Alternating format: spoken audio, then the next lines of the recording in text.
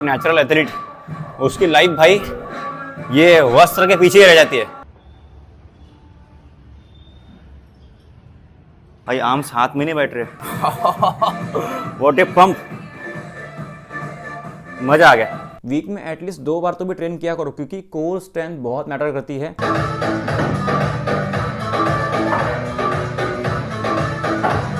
हमको ट्रेनिंग के बीच में पानी क्यों पीना चाहिए? टैंक फुल करना। जीरो।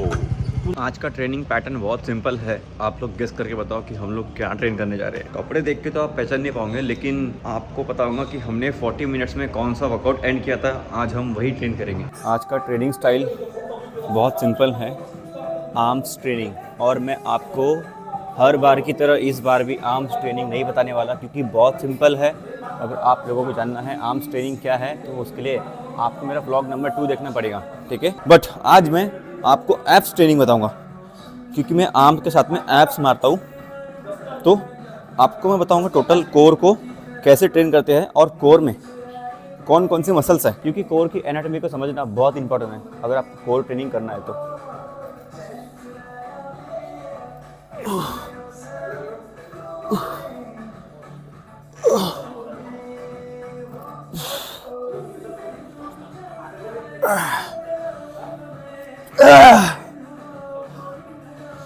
अगर आप ऐसे दोनों डंबल साथ में मार रहे हो, बहुत फटीग फील कर रहे हो, तो 5 सेकंड का पॉज लो। 5 सेकंड के पॉज के बाद में सिंगल मारो। सिंगल ये एक ट्रेनिंग स्टाइल होती है स्मार्टली।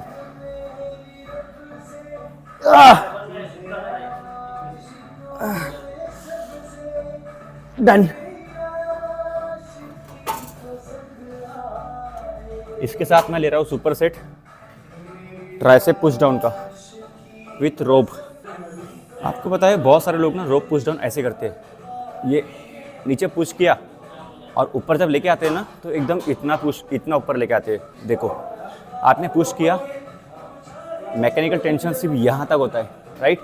इसके बाद आपकी मसल हो जाती है रिलैक्स।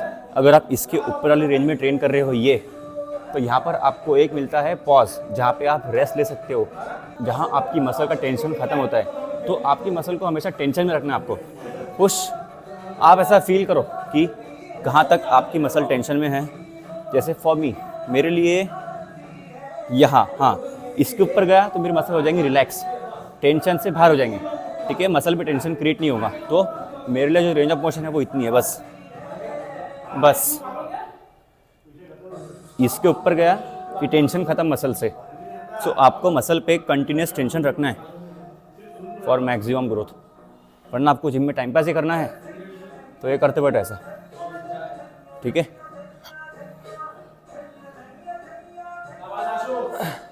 हाँ, हमको ट्रेनिंग के बीच में पानी क्यों पीना चाहिए? हम जब भी वर्कआउट करते हैं तो उसके बीच में हमारा जो वाटर लॉस होता है, उसको रिफ़िल करने के लिए आपको पानी पीना ही पड़ेगा। अगर आप पानी नहीं पी रहे हो, सो उसके चांसेस यही है कि आपको क्रैम्प्स आ सकते हैं। कहीं पे आ सकते हैं क्रैम्प्स, हैमस्ट्रिंग में, कॉर्ड में, एब्डोमेन में, चेस्ट में, आर्म्स में, फोरआर्म में। आपने सुना होगा ना कि बीच में अभी एक वर्ल्ड कप हुआ था और मैक्सवेल को क्रैम्प आया था। क्यों आया था? जस्ट बिकॉज ऑफ उसका जो हाइड्रेशन है और इलेक्ट्रोलाइट्स है वो हो गया था इनबैलेंस। तो आपकी बॉडी से अगर हाइड्रेशन और इलेक्ट्रोलाइट्स अगर इनबैलेंस हो गए तो आपको भी क्रैम्प्स आने के चांसेस है। फिर क्रैम्प्स कहीं भी आ सकते हैं। आप स्पोर्ट्स खेल रहे हो, आप वर्कआउट कर रहे हो, कोई भी ऐसी एक्टिविटी कर रहे हो जहाँ आपका वाटर लॉस हो रहा है, दैट्स इट। सो हमेशा एक स्मार्ट तरीके से आपका एक सेट हुआ, फॉर एग्जांपल आपने बाइसेप का वेरिएशन किया, उसके बाद आप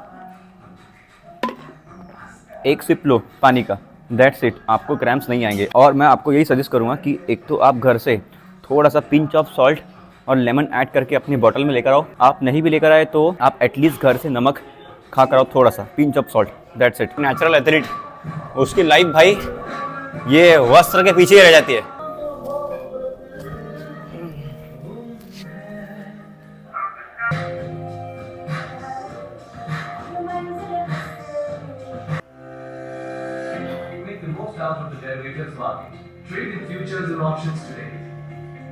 यहाँ पर कोई भी आर्टिफिशियल लाइट नहीं है, सारी सनलाइट ही है।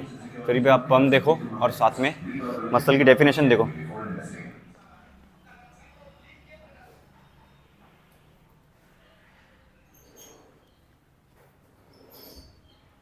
बहुत मस्त पंप है आज, बहुत दिनों बाद मजा आया आर्म्स का ट्रेनिंग करके आज। भाई आर्म्स हाथ में नहीं बैठ रहे, देखो ये देखो व्हाट ए पंप, मजा आ गया।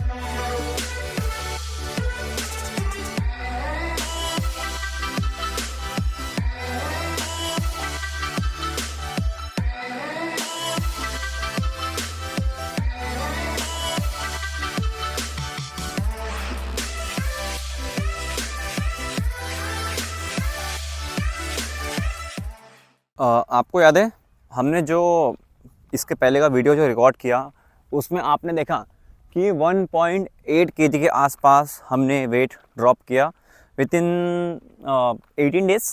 ओके, सो आज की तारीख है 19। ये देखो तो यार ब्राइटनेस, ये देखो 11:11 ट्यूसडे 19 दिसंबर। आज की तारीख है 19 दिसंबर। तो मैं आपको बस ये बताने की कोशिश कर रहा हूँ कि हमने जो वेट ड्रॉप किया 1.86 kg, so with in 18 days, क्या ये पॉसिबल है? देखो मेरा काम है आपसे बिल्कुल झूठ ना बोलना, आपको एकदम सही सलाह देना। तो मैं आपसे जो भी मेरा ऑनेस्ट आंसर रहेगा वही शेयर करूंगा।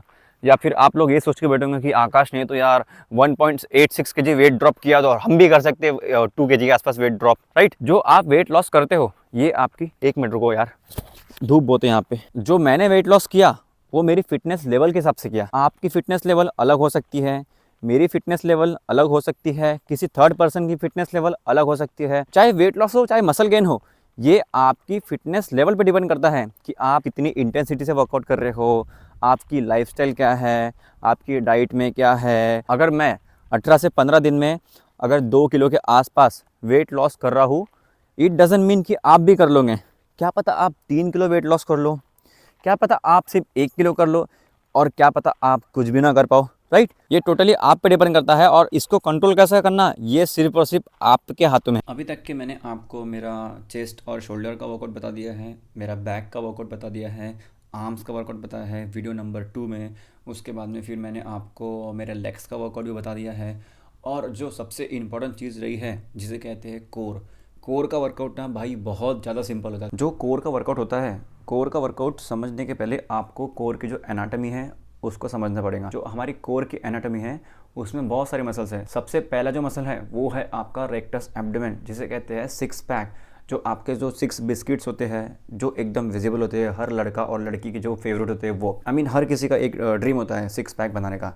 तो जो आपके कंप्लीट 6 पैक होते हैं वो होता है आपके रेक्टस एब्डोमेन। और जो सेकंड मसल है वो है इंटरनल एंड एक्सटर्नल ऑब्लिक। जो हमारी थर्ड मसल होती है वो होती है आपकी ट्रांसवर्स एब्डोमेन। जो ट्रांसवर्स एब्डोमेन होता है ना, वो हमारी एक बॉडी की एक नेचुरल बेल्ट होती है। जैसे कि हम डेडलिफ्ट करते हैं, स्क्वाट्स करते हैं या what ever kind of heavy activity करते हैं, तो उसमें हम जो बेल्ट यूज करते हैं ना, वो एक आर्टिफिशियल बेल्ट होता है। हम यहाँ पे लगाते हैं बेल्ट को, बट हमारी ह्यूमन की एक ऑलरेडी एक नेचुरल बेल्ट होती है जिसे कहते हैं ट्रांसवर्स एब्डोमेन। वो एक पतली सी लेयर होती है जो हमारे कोर को स्टेबल रखती है। हमारे जो बॉडी ऑर्गन्स है, जो बाकी के हमारे कोर मसल्स है, उनको प्रोटेक्ट करने के लिए हमारी जो ट्रांसवर्स एब्डोमेन है उसको प्रॉपरली प्रोटेक्ट करती है हमारे पूरे बॉडी ऑर्गन्स को, जो भी हमारे बॉडी ऑर्गन्स है यहाँ पे, और साथ में हमारे कोर मसल को। और सबसे लास्ट में जो आता है हमारे कोर में जो है आपका लोअर बैक। बहुत सारे लोगों को कन्फ्यूजन होगा कि जो हमारी लोअर बैक है वो आती है बैक मसल्स में, लेकिन आप इस चीज़ को समझो, आई एग्री कि वो आपके बैक मसल में आती है, लेकिन वो एक कोर का पार्ट है। क्योंकि हमारी जो बॉडी की जो स्टेबिलिटी है वो हमारी कोर से होती है। जो हमारी फ्रंट बॉडी है ना, फ्रंट बॉडी जो अपना कोर है, ये देखो, ये यहाँ से लेकर तो ये पूरा पीछे तक के, ये जो एक कंप्लीट नेचुरल हमारी जो बॉडी की बेल्ट है, हमारे बॉडी का जो नेचुरल बेल्ट है, ये पूरा कोर में आता है। लोअर बैक से लेकर तो इंटरनल एंड एक्सटर्नल ऑब्लिक और साथ में रेक्टस एब्डोमेन। और ये जो सारी मसल्स है, ये सारी मसल्स को एक काइंड ऑफ जो हमारी बॉडी की ह्यूमन नेचुरल बेल्ट है उससे कवर किया जाता है। ठीक है, तो ये है कंप्लीट कोर की एनाटॉमी।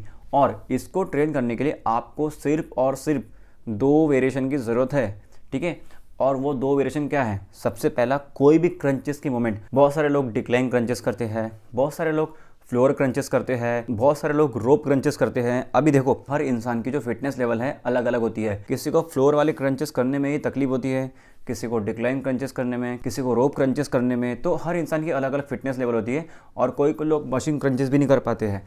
तो अकॉर्डिंग टू मी, जो मेरी फिटनेस लेवल है उसके बेसिस पे मैं एक तो मशीन क्रंचेस करूँगा या तो फिर रोप क्रंचेस। ऐसा क्यों? इसके पीछे के रीज़न को समझो। बहुत सारे लोगों को फ्लोर क्रंचेस करने में तकलीफ होती है, ठीक है, तो उनके लिए वहाँ पे प्रोग्रेसिव ओवरलोड करना बहुत इजी है। बहुत सारे लोग हाथ में वेट लेते हैं, हाथ में वेट लेके फिर क्रंचेस करते हैं डिक्लाइन टेबल पे, तो वो भी एक सही तरीका है। बहुत सारे लोग फ्लोर पे भी वेट लेके करते हैं 10 की प्लेट, 15 की प्लेट, लेकिन बहुत सारे लोग प्रोग्रेसिव ओवरलोड फ्लोर क्रंचेस पे नहीं कर पाते हैं। जैसे उनका फिटनेस लेवल बढ़ जाता है वैसे ही फ्लोर क्रंचेस उनके लिए एक काइंड ऑफ बेसिक एक्टिविटी हो जाती है। ठीक है, तो वहाँ पर आप प्रोग्रेसिव ओवरलोड में ट्रेन नहीं कर सकते आपके एप्स को। जब आप रोप क्रंचेस करते हो, उसके बाद में जब आप करते हो मशीन क्रंचेस, वहाँ पे जो वेट की कैपेसिटी है वो 100 kg के आसपास होती है। उस पर आप लोड ऐड करके प्रोग्रेस कर सकते हो। लेकिन फ्लोर क्रंचेस में और जो डिक्लाइन क्रंचेस हैं, जो डिक्लाइन टेबल पे क्रंचेस करते हैं, उसमें आप एक पर्टिकुलर टाइम तक के ही आप प्रोग्रेसिव ओवरलोड कर सकते हो। उसके बाद में उस पर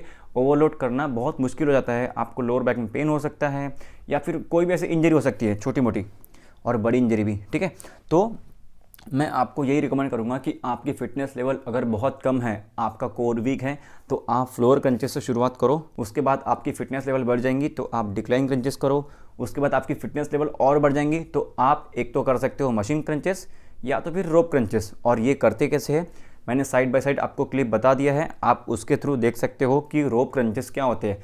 अभी मेरे जिम में मशीन क्रंचेस नहीं है तो मैं करूँगा रोप क्रंचेस। ठीक है, और हमारी जो कोर की सेकेंड एंड लास्ट एक्सरसाइज है कोर को ट्रेन करने के लिए, जो ऑब्लिक्स को ट्रेन करता है, हमारे जो ऑब्लिक्स को ट्रेन करने के लिए एक तो आप सिंगल डंबल से बेंड कर सकते हो। डबल डंबल से बिल्कुल नहीं करना, वो आपके साइड ऑब्लिक को ट्रेन नहीं करता है, वो आप सिर्फ एक तराजू की तरह अपने आप को बैलेंस कर रहे हो। तो इट्स बेटर कि आप अपने आप को बैलेंस करने से बेटर है कि आप एक हाथ में डंबल लो और साइड से बेंड करो ऐसे। या तो फिर आप इसमें सेकेंड वेरिएशन भी कर सकते हो जो है रशियन ट्विस्ट, ऐसे।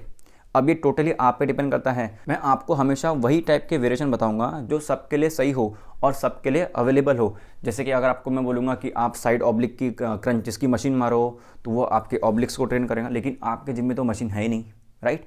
तो मैं आपको उसका बताऊंगा अल्टरनेटिव्स भी। ये आपको पता रहना चाहिए कि आपकी फिटनेस लेवल क्या है। आपकी फिटनेस लेवल के हिसाब से जो भी आपके वेरिएशन है वो डिसाइड होता है। तो मैं क्या करता हूँ पता है क्या, जब मुझे टाइम मिलता है और जैसा मेरा मन होता है, मैं एक तो साइड डंबल कर लेता हूँ या तो फिर रशियन ट्विस्ट कर लेता हूँ।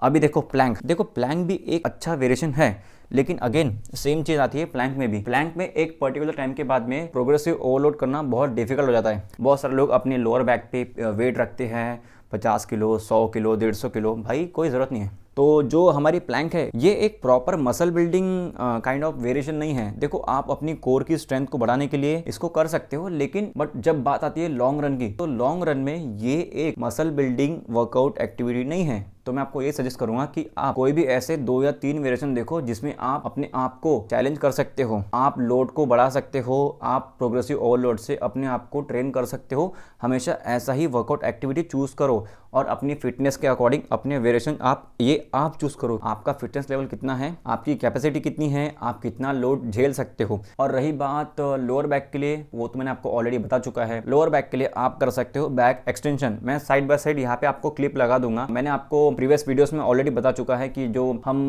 लोअर बैक के लिए करते हैं बैक एक्सटेंशन, उसमें कौन कौन से वेरिएशन है, कितने सारे वेरिएशन है, आई मीन ग्लूट्स को कैसे एंगेज करना और लोअर बैक को कैसे एंगेज करना, मैंने आपको ऑलरेडी बता चुका है मेरे प्रीवियस वीडियोस में। आप जाके चेकआउट कर लेना। ये एक काइंड ऑफ कंप्लीट कोर के वेरिएशन है जो आपने अपने कोर को स्ट्रॉन्ग करने के लिए, आपके कोर की मसल बिल्डिंग करने के लिए आपने इसको ऐड करना चाहिए। मैं आपको फिर से रिपीट करता हूँ, आपको कोई भी ऐसी क्रंचेस की मूवमेंट करना है जिसमें आप क्रंच कर रहे हो। दूसरी चीज ऑब्लिक्स के लिए आप कर सकते हो एक तो रशियन ट्विस्ट, और दूसरा वेरिएशन आप कर सकते हो side dumbbell bend but single hand. ये 2 वेरिएशन हो गए। और प्लैंक, अगर आपके पास थोड़ा टाइम है तो आप प्लैंक भी कर सकते हो, ये आप पे डिपेंड करता है। और जो 4th वेरिएशन है कोर के लिए, जो कि है बैक एक्सटेंशन, ये 4 वेरिएशन में आपका कंप्लीट कोर हो जाएगा ट्रेन। That's it. सो इसलिए मैं आपको बोल रहा हूँ कि कोर ट्रेनिंग बहुत ईजी है। आपको जैसे टाइम मिलता है 15 से 20 मिनट का, आप अपने कोर को दिया करो। वीक में एटलीस्ट 2 बार तो भी ट्रेन किया करो, क्योंकि कोर स्ट्रेंथ बहुत मैटर करती है। अभी देखो कोर स्ट्रेंथ कितनी मैटर करती है उस पर हम बाद में डिस्कस करेंगे, लेकिन अगर आपको जो कोर ट्रेनिंग के बारे में अगर कुछ ना समझे तो आप नीचे कमेंट कर सकते हो या फिर आप मुझे इंस्टाग्राम पे डीएम कर सकते हो, लिंक नीचे है। और अभी हम मिलेंगे सीधा अगले वीडियो में। Till then bye, stay fit, stay healthy, stay connected and thanks for watching. Bye guys, take care.